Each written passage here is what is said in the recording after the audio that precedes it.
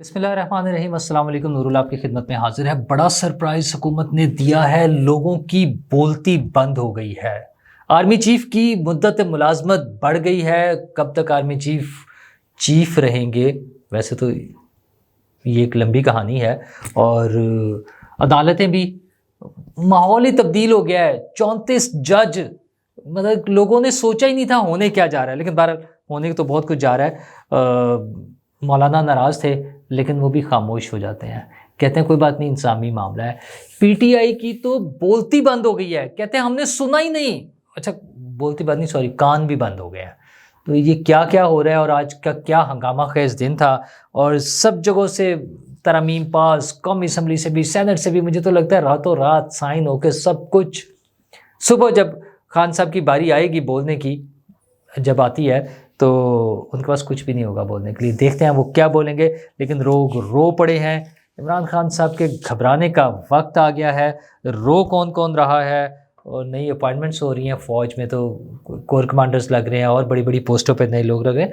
Routine کے کام ہے نا، ہونے ہی تھے نا، تو وہ ہو رہے ہیں۔ اور جناب آلودگی میں لاہور پیچھے رہ گیا ہے، پاکستان کا کون سا شہر سب سے آ گیا ہے، اور معیشت میں اچھی خبر یہ ہے کہ شرح سود کم ہو گئی ہے۔ کتنی کم ہو گئی ہے اور اس کا کیا امپیکٹ آئے گا، ان سب چیزوں پہ آپ کے ساتھ بات کروں گا۔ لیکن سب سے ضروری، سب سے اہم چیز ظاہر ہے اسمبلی میں جو ترامیم ہو رہی تھی اس حوالے سے ہے۔ آج لوگوں کو بہت سارا خیال تھا کہ 27ویں ترمیم کیا آئے گی، 28ویں کیا آئے گی، کیا کچھ ہوگا، لیکن ان کی تمام توقعات کے برعکس، خلاف، الٹ ایک نیا سرپرائز آیا۔ ایک تو عدالت کے حوالے سے کہ جہاں پہ ججز کی تعداد 34 کر دی گئی ہے۔ سپریم کورٹ کے ججز جو فی الحال 17 ہیں، ان کی تعداد اب 34 ہو جائے گی۔ ہاں، اس کو فیزز میں بڑھایا جائے گا۔ اچھا، اس میں وزیر قانون کا کہنا ہے کہ ہمیں آئینی بینچز یا آئینی عدالت کے لیے بھی ججز چاہیے، تو اس لیے بھی تعداد بڑھانی تھی، اور ویسے بھی جو مقدمات پینڈنگ پڑے ہوئے ہیں ان کو جلد سے جلد نمٹانے کے لیے، لوگوں کو انصاف جلد مہیا کرنے کے لیے ضرورت تھی، تو اس لیے ہم نے تعداد بڑھا دی ہے۔ اور مزیدار کام یہ ہے کہ آرام سے پاس ہو جاتے ہیں، کوئی پریشانی نہیں ہے، کوئی وہ ایشو ہی نہیں ہے کوئی۔ اور اس کے ساتھ ساتھ اسلام آباد ہائی کورٹ میں بھی ججز کی تعداد بڑھا دی ہے، وہاں پر اب 12 ججز ہوں گے۔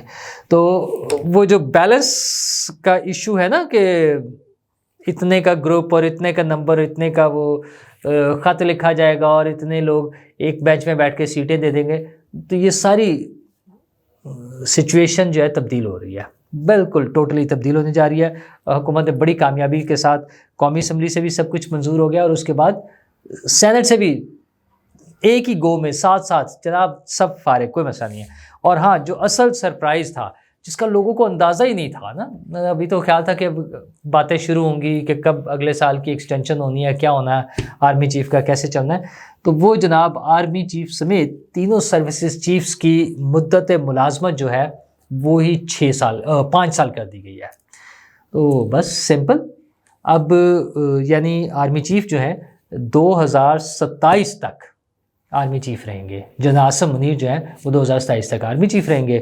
اچھا، اس کے بعد اگر حکومت ایکسٹینشن دینا چاہے، اور ایک ٹرم کی ایکسٹینشن کا مطلب ہوگا کہ پھر 5 سال اور، تو 27 اور 5 2032 تک کا وہ سین بنتا ہے، لیکن فی الحال 2027 تک کے لیے تو وہ آرمی چیف ہو گئے۔ ہاں، یہ 5 سال کا، جب سے وہ ان کی جاب شروع ہوئی ہے ایز چیف جو ہے، تینوں چیفز کی، ان کی سٹارٹنگ ٹائم سے 5 سال کی مدت ملازمت ہو گئی ہے۔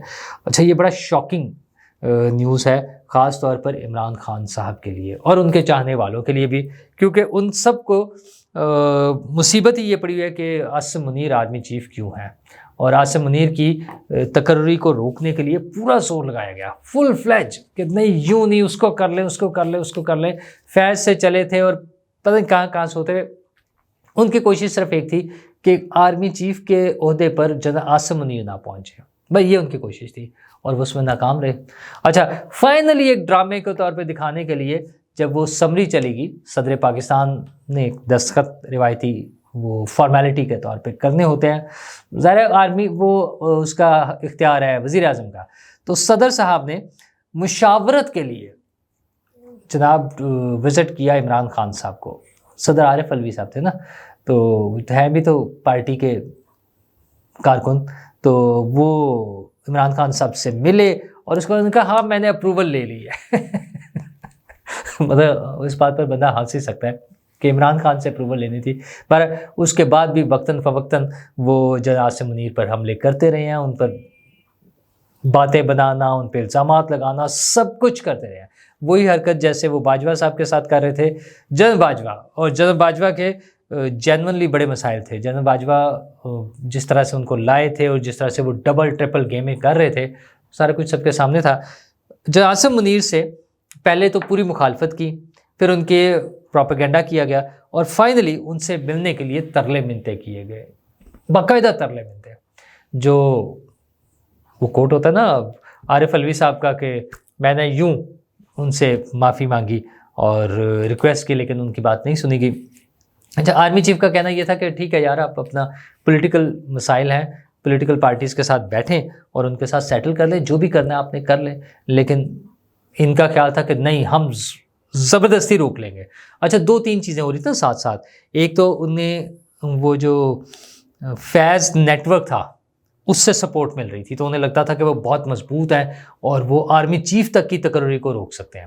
دوسرا، وہ عدلیہ میں ان کا لگتا تھا کہ ان کا نیٹ ورک، وہی اصل میں نیٹ ورک تو فیض حمید کا ہی تھا نا، کہ وہ جو جوڈیشری میں بھی اسی طرح سے کام کر رہا تھا، ان کی فیلڈنگ لگی ہوئی تھی، جگہ جگہ ان کے اپنے لوگ بیٹھے ہوئے تھے، تو انہیں لگتا تھا کہ بڑی آسانی سے سب کو گرا لیں گے، سب کچھ الٹا دیں گے، اور لیکن الٹی پڑ گئی سب تدبیریں، کچھ نہ دوا نے کام کیا۔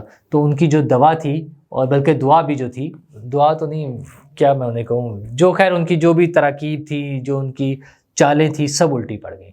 آرمی چیف بھی تقرری ہو گئی عاصم منیر کی، جو عاصم منیر آرمی چیف بن گئے، قاضی فائز عیسیٰ چیف جسٹس بن گئے، اور ان کے جو چاہنے والے تھے وہ بھی آہستہ آہستہ سائڈ لائن ہوتے گئے نا، کچھ 2 تو استعفے دے کے بھاگ گئے، باقی بھی روٹین پہ آ گئے ہیں۔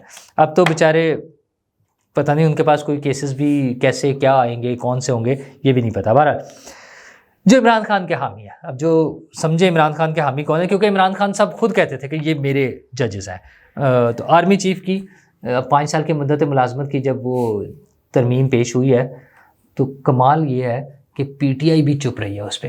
مولانا تو چلے، مولانا کا تو ایک اور ہے نا، مولانا کا یہ بہت غلط بات ہے، یہ ترامیم نہیں ہونی چاہیے تھی، یہ 26ویں ترمیم کی روح کے خلاف ہے، جو وہ ٹیکنیکل اور کانسٹیٹیوشنل لینگویج استعمال کرتے ہیں مولانا، وہ ساری کرتے ہوئے انہوں نے کیا، اور انہوں نے کہا کہ آرمی چیف کا تقرر تو ایک انتظامی معاملہ ہے۔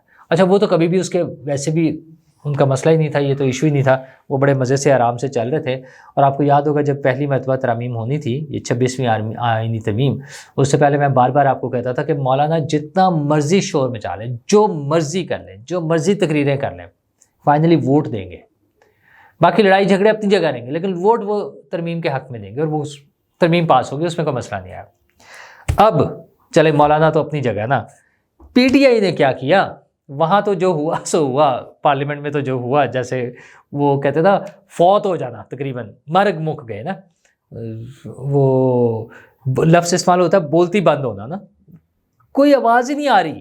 اچھا، علی گوہر خان صاحب جو ہے، وہ گوہر خان صاحب جو ہیں، ان سے مطیع اللہ جان نے، بیرسٹر گوہر صاحب، سوال پوچھ لیا کہ آرمی چیف کی مدت ملازمت میں توسیع کی جب ترمیم آئی ہے تو آپ نے اس کی مخالفت کیوں نہیں کی؟ بڑا جینون سا سوال ہے نا، کیوں؟ اچھا، بعد میں انہوں نے ڈینگیں مار دی ہیں، اچھا وہاں گول مول کر کے نا، ویسے ڈائریکٹ کچھ نہیں کریں گے، تو وہاں کیوں نہیں، اسمبلی میں اور سینٹ میں جو تھا وہاں مخالفت کیوں نہیں کی؟ تو گوہر صاحب نے کہا کہ وہ ہمیں تو پتہ ہی نہیں چلا، ہم نے سنا ہی نہیں تھا کہ کیا ترمیم آئی ہے۔ سبحان اللہ، وہ عذر گناہ بدتر از گناہ کہتے ہیں نا، تو حضور آپ کو تو یہی سنا ہی نہیں، کان ہی بند ہو گئے، چلے بولتی بند تو چھوڑ دے، کان بند ہو گئے کہ انہیں یہی نہیں پتہ چلا کہ ترمیم کیا پیش ہوئی ہے، اور انہوں نے چپ کر کے سائڈ پر ہو گئے، میں نے اس کی مخالفت بھی نہیں کی۔ اتنے سیدھے آپ، اتنے معصوم آپ، اور اتنے ہی سیدھے ہم کہ ہم آپ کی باتوں پہ یقین کر لیں، کہ وہ اس سادگی پہ کہتے ہیں نا، بس ٹھیک ہے نا، تو اتنے سادہ وہ لوگ ہیں، کسی میں اتنی جرت نہیں تھی کہ اس کی مخالفت کرے یار۔ اب اچھا، ویسے تو وہ دیکھیں نا، ہم اس کو کہتے ہیں مورلی، یا کیا کہیں گے اس کو، کہ ان کا تو بنتا ہی نہیں تھا مخالفت کرنا۔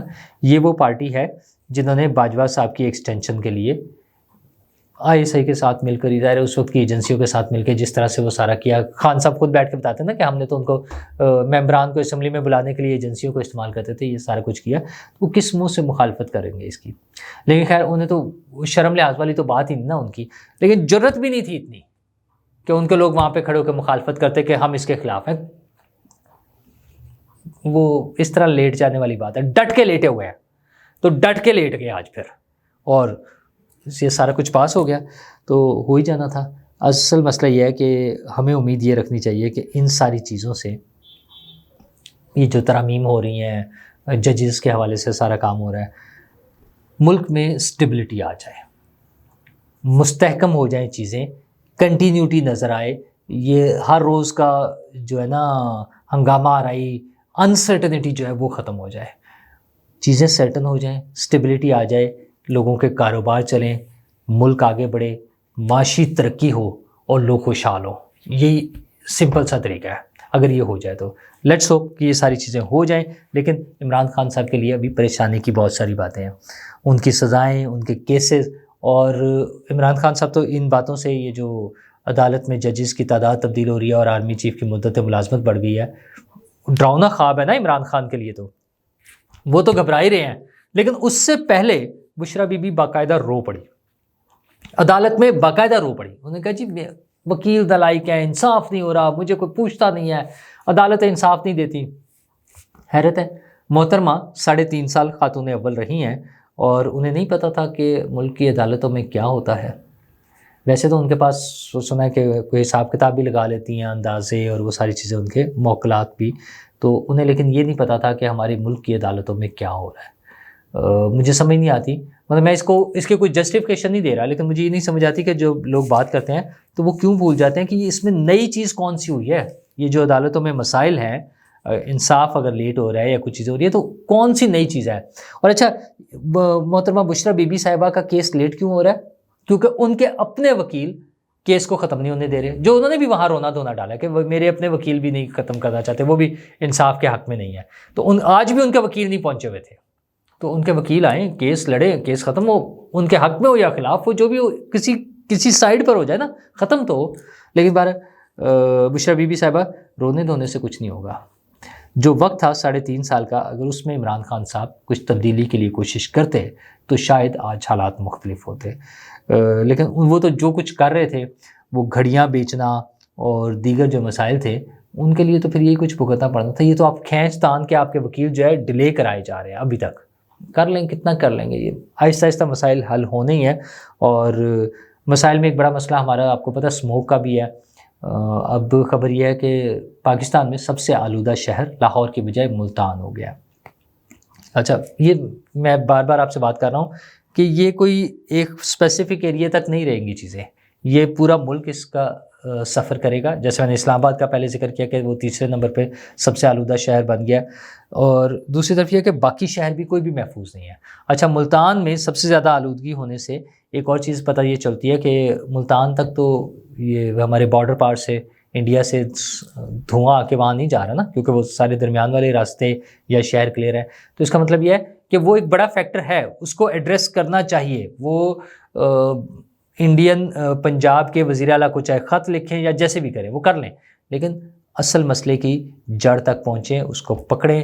انڈسٹری کا کیا کرنا ہے, ٹرانسپورٹ کا کیا کرنا ہے, جو دھواں چھوڑنے والی گاڑیاں ان کا کیا کرنا ہے, سب چیزوں پہ, ہر ایک سٹیپ پہ کام کرنے کی ضرورت ہے. لانگ رن میں, لانگ ٹرم بیسس پہ, تب جا کر ہم اس سے نجات پا سکیں گے. اور معیشت کے حوالے سے اچھی خبر یہ تھی آج کی کہ شرح سود میں بڑی کمی کی گئی ہے, 17.5% سے 15% پر آ گیا. اچھا, ہم امید کرتے ہیں کہ یہ اس مالی سال کے اختتام تک یا اگلے مالی سال کے شروع تک اگر یہ 1 ڈیجٹ میں آ جائے, لیس دین 10% پر, تو اس سے معیشت کا پہیہ چلنا شروع ہوگا. مطلب 20-22% تک چلا گیا تھا, اس سے بھی اوپر, تو وہ اس پر کاروبار کرنا ممکن نہیں لوگوں کے لیے. ڈائریکٹ بینکوں سے پیسے لیتے ہیں, آگے چلنی ہوتی ہیں چیزیں, تو وہ مشکل ہو رہا تھا, نہیں چل سکتا تھا. اب 15% پر آنے کا مطلب ہے چیزیں کچھ بہتر ہونا شروع ہو جائیں گی, اور جو یہ اور نیچے آئے گا, ہماری معیشت کا پہیہ چلنا شروع ہوگا, کاروبار شروع ہوں گے, لوگوں کو روزگار ملیں گے, لوگوں کے اپنے اپنے چھوٹے چھوٹے کاروبار چلیں گے. اور یہی حکومتوں کا, سیاسی جماعتوں کا پلان ہونا چاہیے، موٹو ہونا چاہیے، مینیفیسٹو ہونا چاہیے کہ ملک معیشت کے میدان میں ترقی کرے. ملک ترقی کرے گا تو ہم سب بھی ترقی کریں گے اور ہم سب ایک خوشحال اور پرامن زندگی گزار سکیں گے. شکریہ.